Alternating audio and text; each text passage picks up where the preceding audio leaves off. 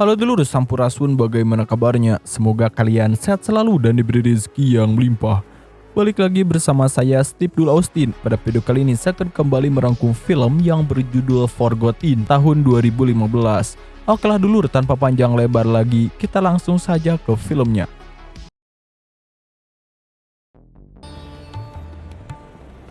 Film diawali dengan diperlihatkan para anggota kartel narkoba yang baru saja melakukan peperangan saat mereka sedang bertransaksi. Salah satu orang di sana ternyata ada yang masih selamat. Ia bernama Brian. Brian juga saat ini baru sadar dari pingsannya karena ia mengalami benturan di kepala dan luka tembak di perutnya. Melihat tidak ada yang selamat kecuali dirinya, Brian pun mengambil baju yang ada di sana dan akan segera meninggalkan tempat tersebut. Namun tiba-tiba terdengar suara sirine polisi. Brian pun memutuskan untuk pura-pura mati.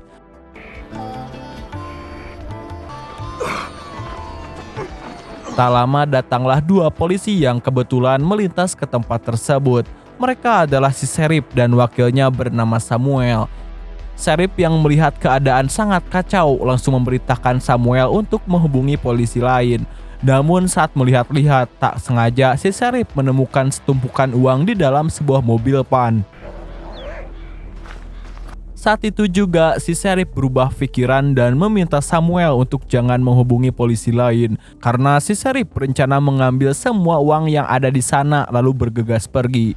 Mengingat tempat itu sangat jauh dari pemukiman dan tidak ada yang mengetahuinya, Samuel yang merupakan polisi soleh, ia tentu tidak mau melakukan hal tersebut. Ia tetap akan menghubungi polisi lain. Namun tiba-tiba Not if no one knows it. Called in, why? I said hold on here. si Sheriff menembak Samuel karena tetap ingin mendapatkan uang tersebut.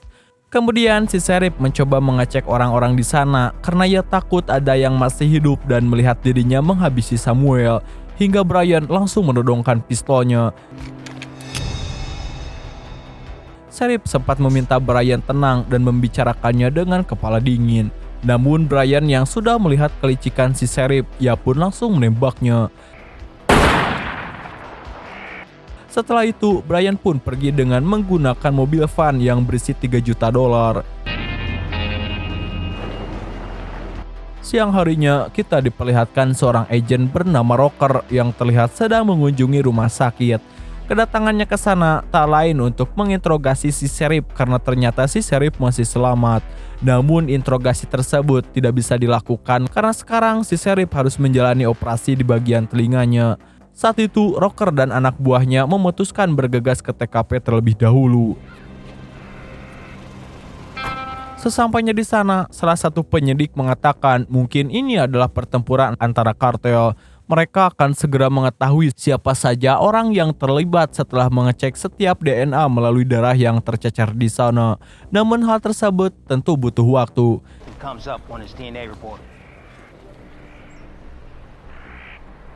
Di balik itu ada seorang bos kartel bernama Perez yang juga sedang mengawasi tempat tersebut. Ia sangat kaget setelah mengetahui kalau anaknya menjadi korban. Di sini kita diberitahu kalau Samuel adalah anak kandung Perez dan orang-orang yang tewas di sana juga adalah anak buahnya. Perez lalu meminta anak buahnya yang lain untuk segera mengambil jasad Samuel bagaimanapun caranya. And I don't care how you do it. Find out how and why this happened. Di sisi lain, Brian sendiri saat ini mengunjungi sebuah farm mini. Lalu ia masuk ke dalam untuk membeli peralatan P3K. Di dalam toilet, Brian membersihkan semua luka termasuk membungkus luka tembak di perutnya. Setelah itu, Brian pun kembali ke mobil untuk melanjutkan perjalanannya. Ia sebenarnya bingung mau kemana karena ternyata saat ini Brian mengalami amnesia akibat kepalanya terbentur ketika berperang dengan para kartel. Kita juga belum diberitahu apakah si Brian ini adalah anggota kartel atau perampok yang menginginkan uang tersebut. Brian yang tahu dirinya membawa uang yang sangat banyak, ia pun pergi ke tempat jasa penitipan barang. Di sana ia menyimpan uangnya di dalam sebuah loker. Saat sudah berada di mobil, ia melihat di dompet yang berisikan identitasnya. Saat dicek di internet, ternyata dirinya dulu adalah seorang napi yang pernah tertangkap karena kasus perampokan. Brian yang masih tidak mengingat apapun berspekulasi kalau dirinya mungkin adalah seorang perampok yang ingin mengambil uang kartel. Sementara si Sheriff kini telah sadar kembali dari komanya. Saat ia membuka mata, ternyata di sana sudah ada Agent Rocker. Rocker bertanya bagaimana bisa Samuel tewas sementara dirinya selamat. Sheriff berdalih kalau ada seseorang yang tiba-tiba menembak mereka berdua. Hey, you take me through it.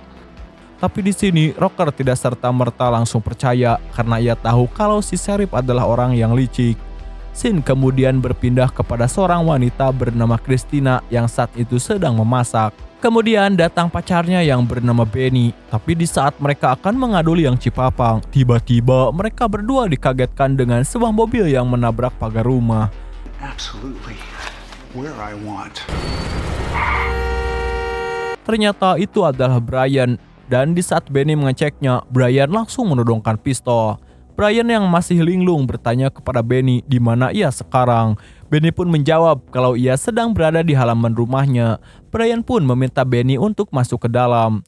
Di sana, Brian membawa Benny dan Christina masuk ke dalam gudang untuk disekap. Setelah itu, Brian memutuskan untuk beristirahat di rumah Benny. Di sisi lain, seorang petugas baru menyadari kalau mayat Samuel kini telah menghilang. Ternyata saat ini mayat Samuel sudah berada di markas ayahnya. Perez merasa bersalah karena ia tidak bisa menjaga anaknya sendiri. Ia juga menyesal telah membiarkan Samuel bergabung menjadi anggota polisi. Setelah itu, ia meminta anak buahnya untuk terus menjaga mayat Samuel sampai dirinya bisa menemukan orang yang membunuhnya. Above ground. The son of a bitch that did this. Sementara itu, Rocker mendapat kabar dari atasannya bahwa Sheriff diam-diam sudah keluar dari rumah sakit. Saat itu juga, Rocker meminta anak buahnya untuk terus mengawasi gerak-gerik si Sheriff. Stay on the sheriff. Be careful. Siang harinya, terlihat si Sheriff akan segera meninggalkan rumahnya. Ia takut kalau kejahatannya bisa terkuak oleh para polisi. Namun tiba-tiba ia kedatangan tamu.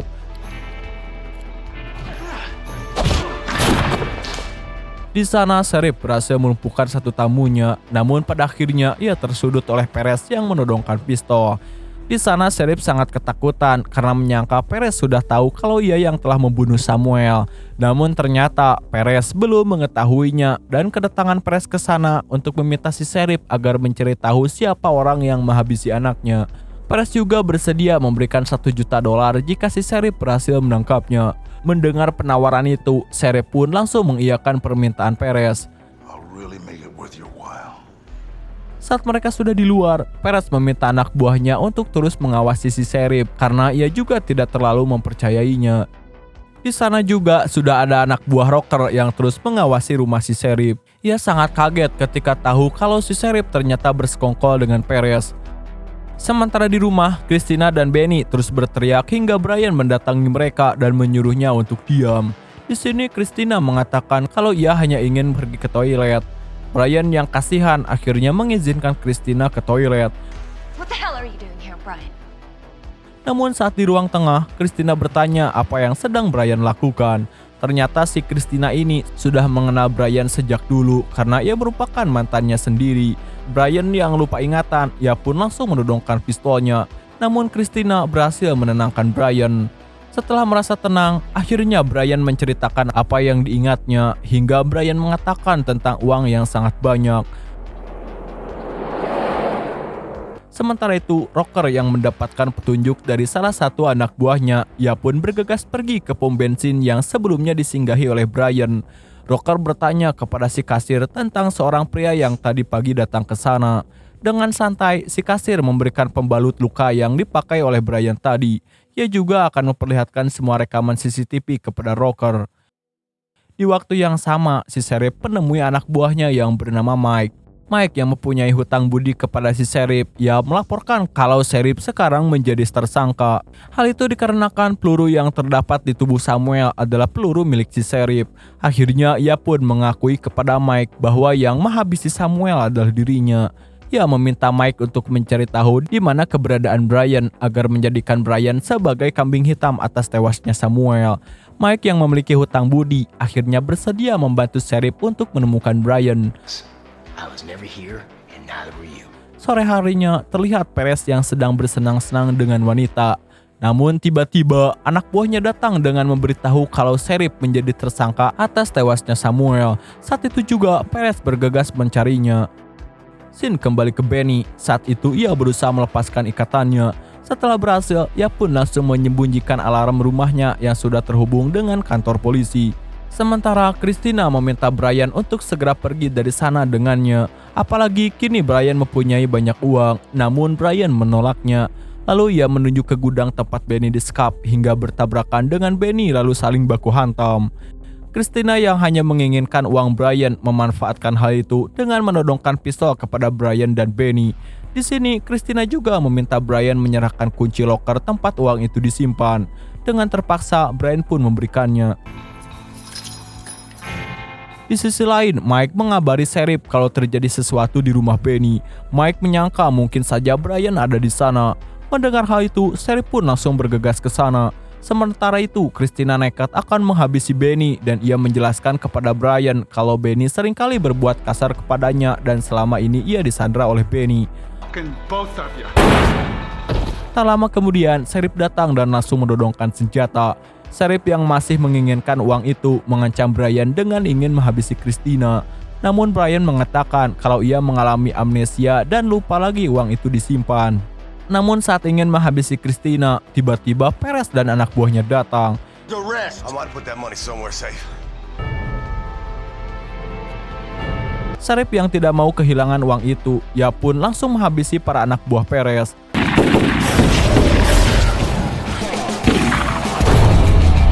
Sementara Brian menyuruh Christina untuk bersembunyi karena dirinya juga akan menghabisi anak buah Perez.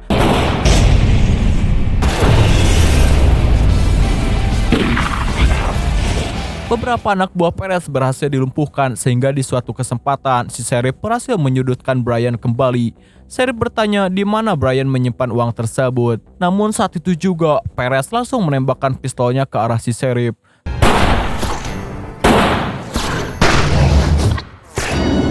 Setelah mereka berdua tewas, Brian menghabisi anak buah Perez yang masih tersisa.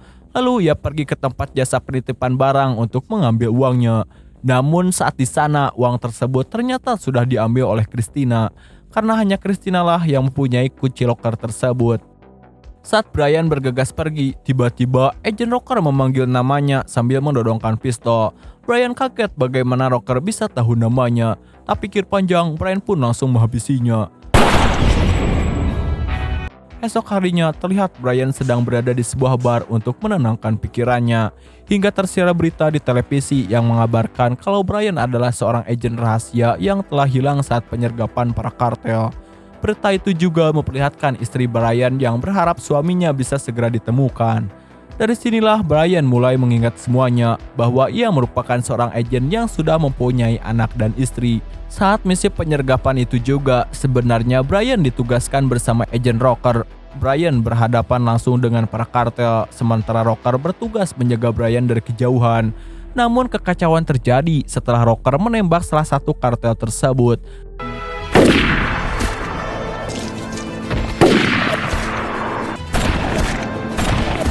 Di sini Brian menghabisi mereka, namun Rocker tiba-tiba menembak Brian. Hal tersebut ia lakukan karena Rocker ternyata menginginkan uang haram tersebut. Dan beruntung si pengkhianat Rocker kini sudah Brian habisi. Sementara semua uang itu berada di tangan Christina. Oke dulur, dan film ini pun udahan bor. Nah itulah dulu seluruh arus cerita film Forgotten tahun 2015. Jika ada kritik, saran maupun saran silahkan tulis di komentar. Sekian dari saya Steve Austin undur diri dan mengucapkan terima kasih.